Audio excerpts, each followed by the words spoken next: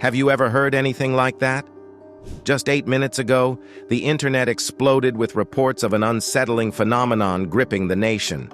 From major cities like Los Angeles and New York to rural areas across the heartland, Americans are reporting a terrifying soundscape and what some are calling potential signs of the apocalypse. The reports aren't isolated. Similar accounts are pouring in from across the country, with the red dots on this map marking just a few of the confirmed locations. The East Coast seems particularly affected, with reports stretching from Miami to Boston. But the Midwest and even the West Coast are reporting similar occurrences. As for the sound itself, descriptions vary. Some say it's a constant droning hum, while others swear it's a series of booming thumps that shake their houses.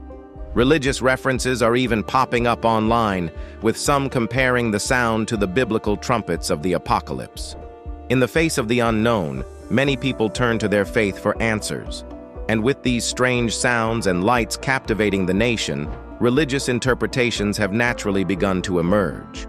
From the Book of Revelation in Christianity, which describes trumpets heralding the apocalypse, to Islamic prophecies of a great noise preceding the Day of Judgment, various religions share a common thread: the association of unusual celestial phenomena with momentous events.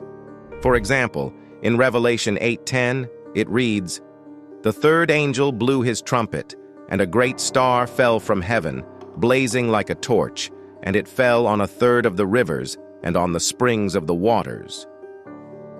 Throughout Christian history, many believers have tried to guess when the world would end, often picking specific dates. However, these predictions have almost always been wrong. For instance, radio preacher Harold Camping thought the end would come in 2011, then changed it to October when nothing happened. Others, like Edgar Whisenant, Pat Robertson, Jehovah's Witnesses, and Herbert W. Armstrong, also made incorrect predictions in the past. These predictions usually focus on things like wars, increasing wickedness, and natural disasters, but they often ignore what the Bible says in Matthew 24:14. This verse suggests that the end won't come until everyone has heard the good news about Jesus. Despite the signs of troubled times, like storms, viruses, and conflicts, no one can accurately predict when the end will come. Instead of worrying about exact dates, many Christians believe it's essential to focus on spreading kindness, love, and the teachings of Jesus, preparing themselves spiritually for whatever the future holds.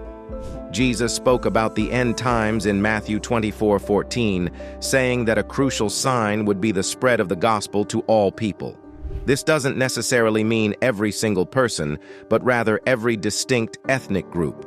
While progress has been made, there are still around 5,000 groups without access to the message. Many focus on fearful signs of the end, but Jesus' sign should bring hope. The idea of everyone hearing the good news should bring joy as we near the end times. According to Matthew 24:14, spreading the good news isn't optional, it's necessary. Will we play our part in sharing it with everyone?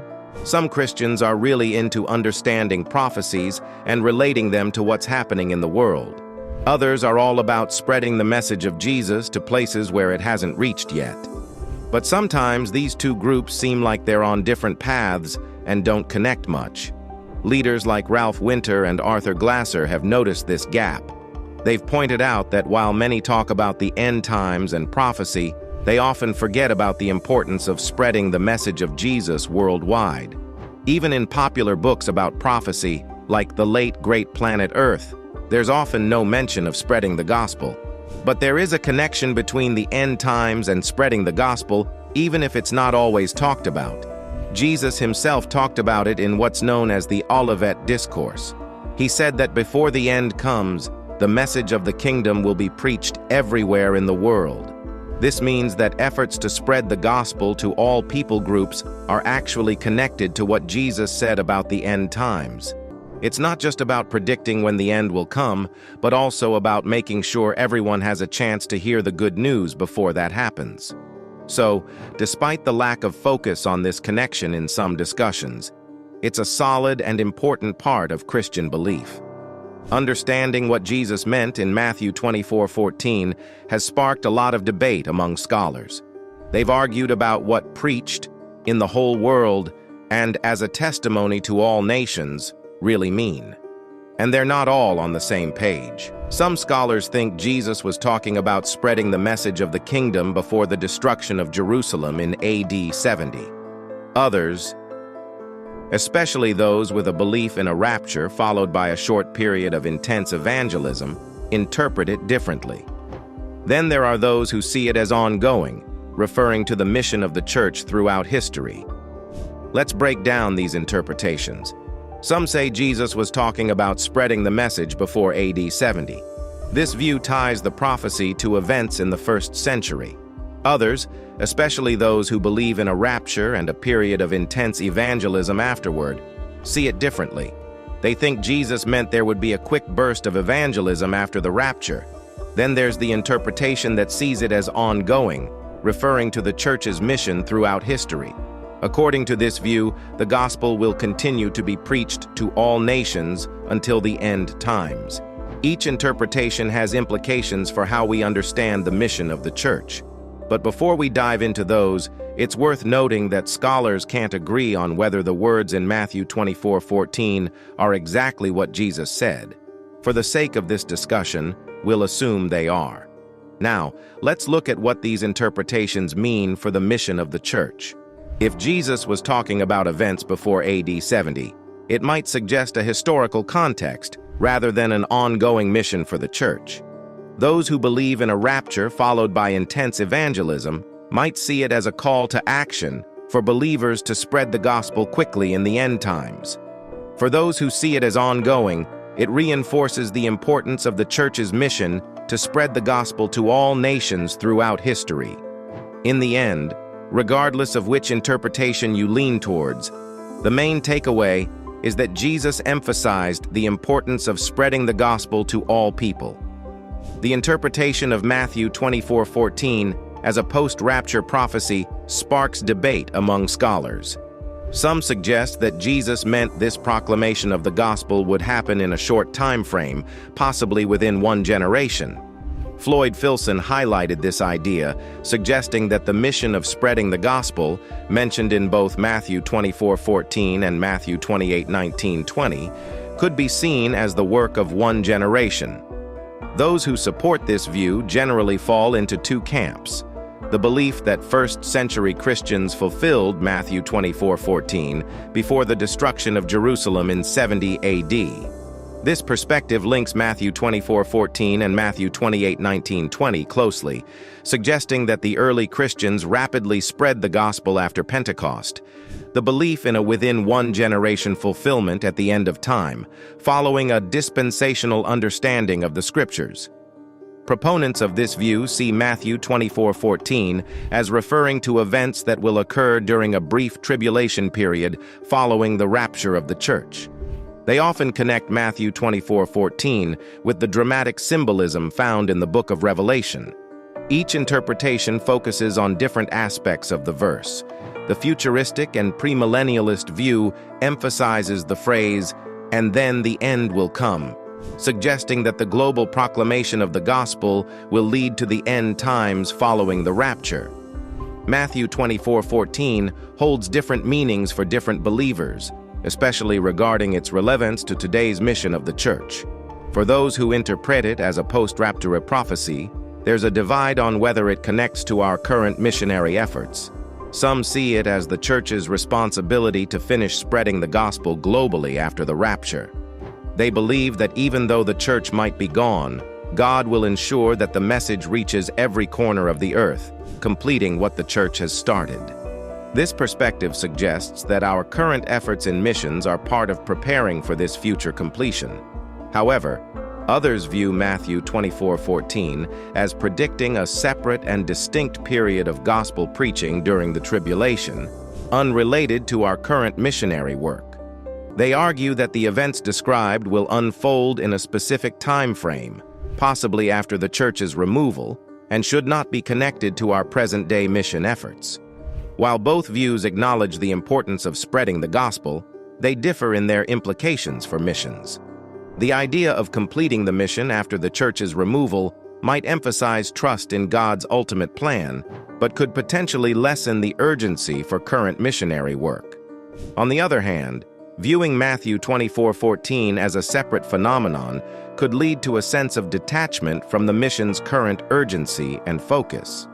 If Matthew 24:14 is interpreted as referring to a period of preaching during the tribulation, the question arises, who will be responsible for this proclamation? Several possibilities have been suggested by scholars and theologians. Human beings as preachers. Some believe that after the church is taken away, human beings will continue to spread the gospel during the tribulation. There are differing views within this perspective. Some suggest that these preachers will be the tribulation saints, people who become believers after the church is raptured. Others argue, based on Revelation chapters 6 and 7, that the preaching will be carried out by converted Jews. David Cooper, founder of the Biblical Research Society, supports this view, proposing that the Jews will be the ones to fulfill Matthew 24:14 during the tribulation. Supernatural messengers. Another interpretation suggests that supernatural beings, such as angels or the two martyred witnesses mentioned in Revelation 11, will be responsible for the worldwide proclamation. Some believe that angels will proclaim the gospel in a manner similar to the angel flying in mid-heaven described in Revelation 14:6. However, scholars like Fuller Seminary Professor Ladd caution against taking this interpretation too literally, as it may not align with the wording used in parallel passages. A combination of agents. Some writers, like Methodist dispensationalist W.E. Blackstone, propose a combination of agents for fulfilling Matthew 24:14. Blackstone suggests that initially, the church will be responsible for spreading the gospel, followed by tribulation saints and converted Israel. Finally, he suggests that a heavenly messenger, possibly angel, will play a role in the proclamation. Some scholars argue that Matthew 24:14 was fulfilled before 70 AD during the early years of the Christian church. This interpretation focuses on the Greek word oikumene, which they believe limits Jesus' meaning to the Roman Empire.